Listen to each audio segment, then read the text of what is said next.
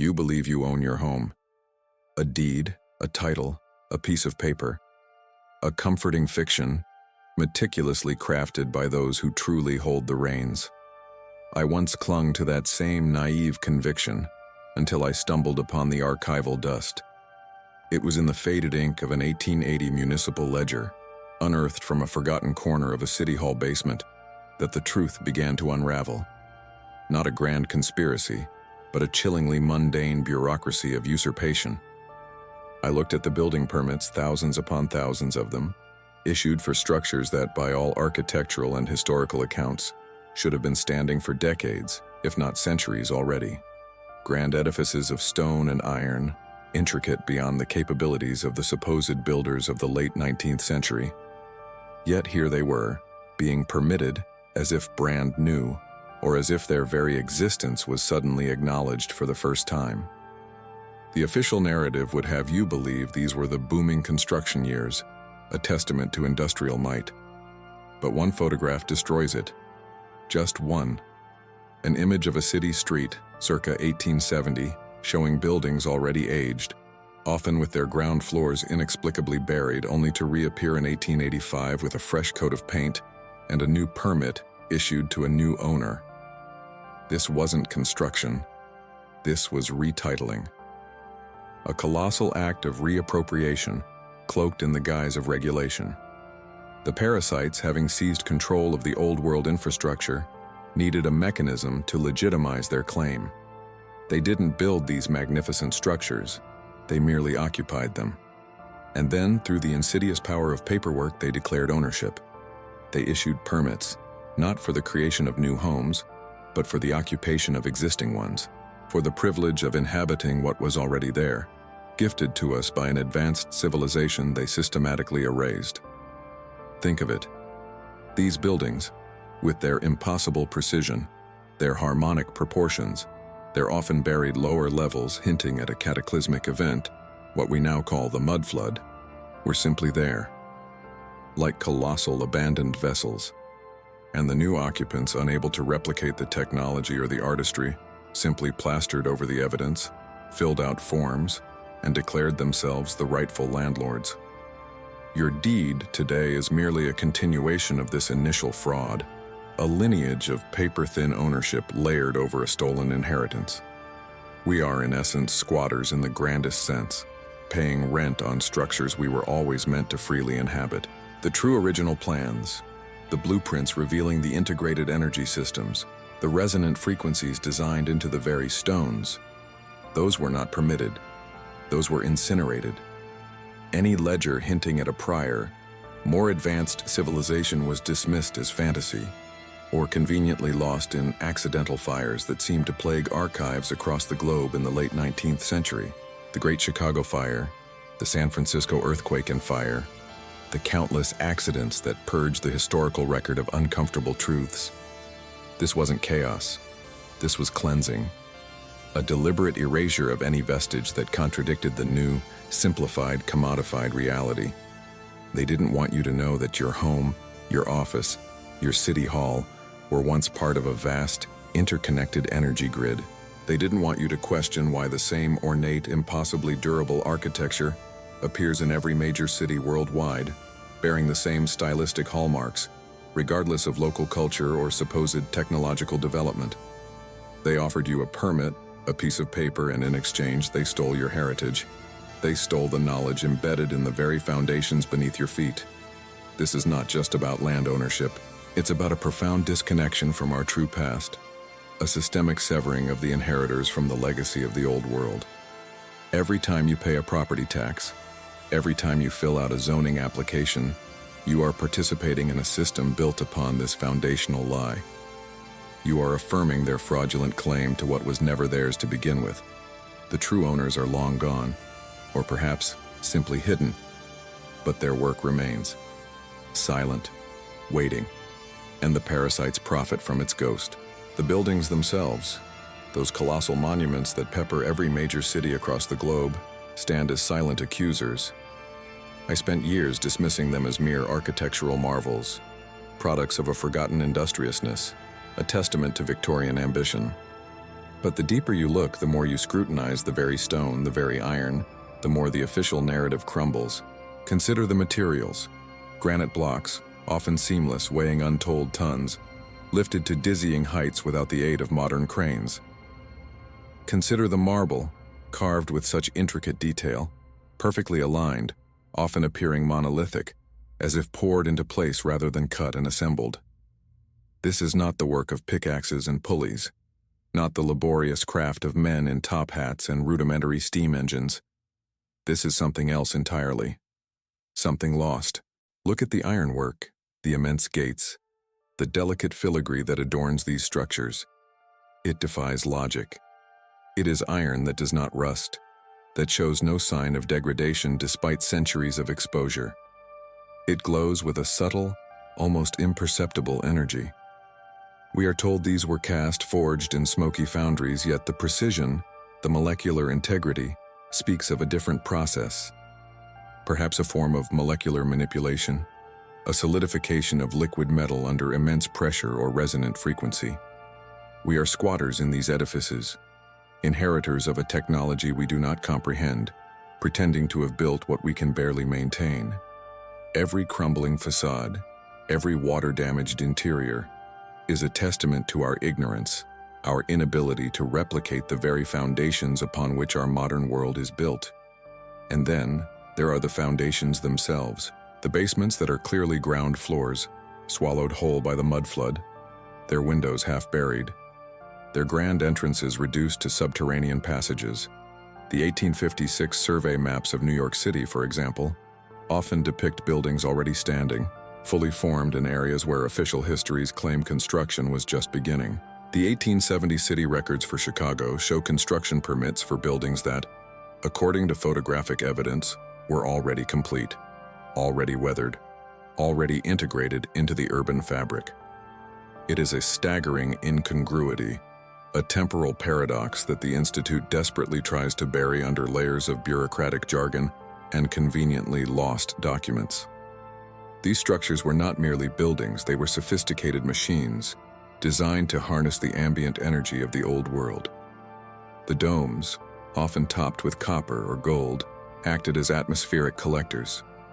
The spires, reaching skyward, were not mere ornamentation but conduits, drawing etheric energy from the global grid. Mercury, a vital component in many of these forgotten systems, was not just a decorative element, but a medium for energy transmission, a conductor of vital frequencies. They possessed a harmonic resonance, a living pulse that permeated the very stone. They purified the air, regulated temperature, and likely provided free, abundant energy to the populace. Free energy. Imagine that. This was the legacy stolen from the inheritors. This was the gift replaced by the brutal extractive systems we endure today. They tore down the spires, stripped the copper, drained the mercury, replacing vital systems with inert facades, then charging us exorbitant fees for the privilege of existing within their hollowed-out shells. The blueprints for the original Washington Monument, detailing a much more complex, multi-tiered structure, hinting at resonant frequencies and internal mechanisms, were accidentally destroyed in the 1881 fire at the Library of Congress, just like the comprehensive geological surveys of San Francisco Bay, showing colossal buried structures, vanished in the 1906 earthquake. Convenient, isn't it? The fire, the flood, the quake. Always the natural disaster, sweeping away inconvenient truths. They profit from our ignorance, from the endless cycle of repair and replacement, from the energy monopolies they established in the wake of the old world's demise. They want us to believe these were merely grand houses, government offices, or glorified warehouses. They want us to marvel at the ingenuity of our ancestors, while simultaneously dismissing the impossibility of their construction with the tools and timelines ascribed. But one photo destroys it. Just one.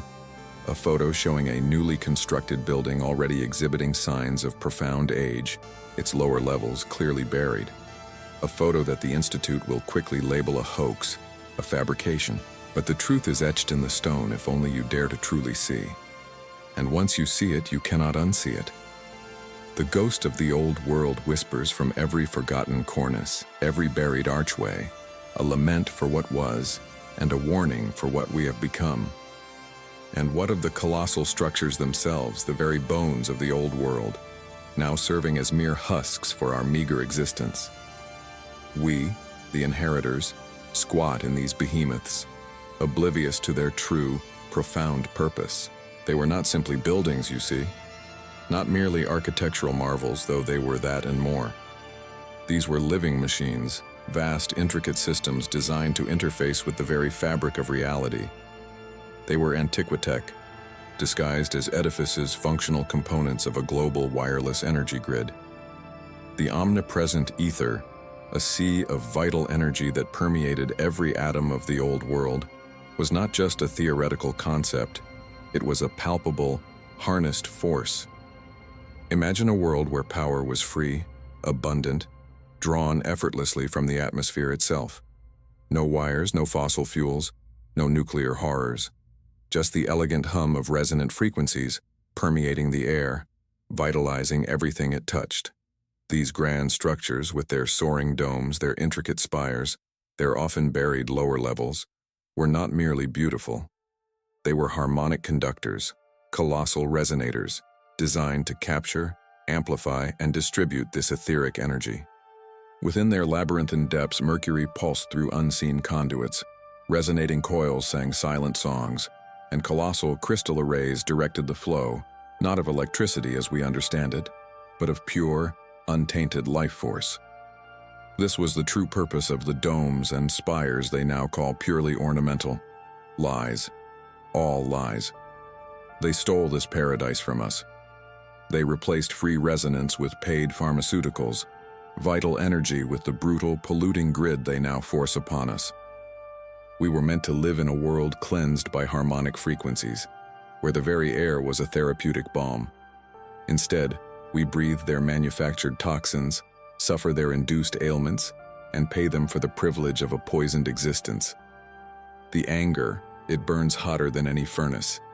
This was a world where illness was not a sentence but a disharmony, easily corrected by focused frequencies, by the gentle hum of a properly tuned environment. They replaced this profound vital healing with their brutal disfiguring surgeries and their endless concoctions of chemicals, designed not to cure, but to manage, to enslave. The few surviving schematics detailing these harmonic transducers and etheric accumulators were systematically eradicated, burned in the Great Library fires, dissolved in acidic vats beneath nameless government facilities. The Crate 44 documents, which explicitly detailed the mercury-based resonance chambers found beneath the Chicago World's Fair buildings, were incinerated in the 1893 fire, declared too dangerous for public consumption. What little was recovered, labeled curious anomalies, vanished into black sites, never to be seen by the inheritors. They made certain of it. They removed the very memory of free, abundant energy, of effortless healing. They replaced it with their narrative of struggle, of scarcity, of dependence. And we, the inheritors, have been living in the shadow of that colossal deception ever since, paying for what was once our birthright. We exist as ghosts in a world stolen from us, from our ancestors. The question gnaws at the soul, doesn't it? Who orchestrated this colossal act of historical larceny? Who had the power, the audacity, to dismantle an entire civilization and then rewrite its epitaph? The answer, my friends, lies in the shadows, within the very institutions we are taught to revere. I speak of the Institute, the self-appointed guardians of the official narrative, the architects of our collective amnesia. They are the parasites, feeding on the remnants of a world they could not comprehend, a world they feared. Their method was brutal, systematic. Following the cataclysm, the mudflood that buried the lower floors of our magnificent structures, they didn't offer aid. They offered control. They descended upon the traumatized survivors, not with compassion, but with a meticulously planned campaign of re-education and eradication. Every artifact, every text that contradicted their emerging narrative was deemed dangerous. Every whisper of the old world's true capabilities was silenced. Remember the accounts of the giants, dismissed as mythology? Remember the curious anomalies of advanced metallurgy, of impossible construction techniques? The evidence, once abundant, was systematically purged. That giant's femur, the one documented in the apocryphal Crate 44 from the 1883 Denver excavation, it was not studied, it was not preserved. A single grainy photograph exists, a ghost in the archives, before the bone itself was declared too fragile for transport, and I tell you now, incinerated. Reduced to ash in a clandestine furnace, its very existence denied. And the books? The ancient texts detailing the harmonic resonance, the etheric conductors, the mercury vortex engines. They did not merely disappear. They were targeted. Consider the great fires that swept through our burgeoning cities in the mid to late 19th century. Chicago, Boston, London, San Francisco. These were not natural calamities. These were controlled demolitions, a scorched earth policy designed to erase the physical record. Libraries, universities, entire districts brimming with the knowledge of the old world, consumed by manufactured infernos, a cleansing fire, a brutal, efficient purge. They burned the records of free energy. They burned the blueprints of devices that healed without cost. They burned the very memory of a world where abundance was the norm, not a privilege. And then, in the ashes, they erected their new order. They replaced the vital current of the ether with their dirty, dangerous grids, forcing us to pay for every flicker of light. They replaced true, resonant healing with a poisoned pharmacopoeia, turning wellness into an industry of perpetual sickness. This was not merely suppression, it was a hostile takeover. They didn't just bury our history, they buried our potential. They stole our birthright to self-sufficiency, to a life unburdened by their manufactured scarcity. They replaced the understanding of our inherent connection to the planet's energies with a narrative of fragile dependence on their systems, their fuel, their currency. We became squatters in our own inheritance, paying rent for the very air we breathe. This is the ultimate fraud, the ultimate betrayal. And it continues to this day, woven into the fabric of our existence. We are living in their prison, built on the bones of giants and the ashes of truth. We are living in their prison, built on the bones of giants and the ashes of truth. This is the weight of what has been stolen, a crushing burden on the collective soul of humanity. I often find myself staring at the faded photographs, the impossible structures, the intricate carvings that defy our modern capabilities, and a profound sorrow washes over me. A saudade for a world I never knew, a golden age whispered only in the stones themselves, a yearning for the resonance of a truly free existence, unburdened by the parasitic systems that now tether us to a fabricated reality. Imagine, if you will, the hum of the ether, not as a distant theory but as a palpable, omnipresent energy, freely accessible, shaping health, powering progress, harmonizing with the very pulse of the planet. Imagine buildings that breathed, that purified, that healed, not through complex machinery but through an innate understanding of vibration and form. This was not magic, inheritors. This was applied science. This was the birthright they ripped from our grasp, replacing vital, free energy with the brutal, extractive machinery of their fossil fuels, their power grids, their endless cycles of debt and dependence.